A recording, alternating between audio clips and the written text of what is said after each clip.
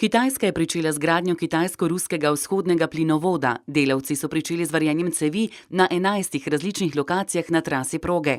Kitajski odsek plinovodske proge je dolg skoraj 3400 km in se začne v mejnem mestu Haje in se konča v Šangaju. Plinovod bo potekal po 9 kitajskih provincah. To je najdaljši plinovod na Kitajskem z največjim premerom cevi in največjim pritiskom.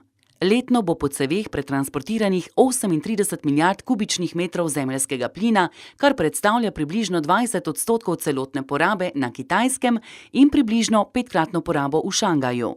Z uporabo zemeljskega plina se bodo zmanjšale emisije ogljikovega dioksida in posledično se bo zmanjšala obremenitev okolja.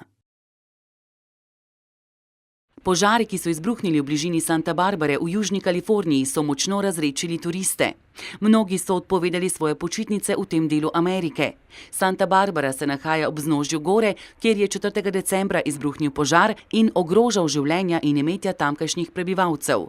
Kljub prihajajočim zimskim počitnicam in praznikom bi lahko rekli, da je to področje kot mesto duhov, saj ni nikjer turistov.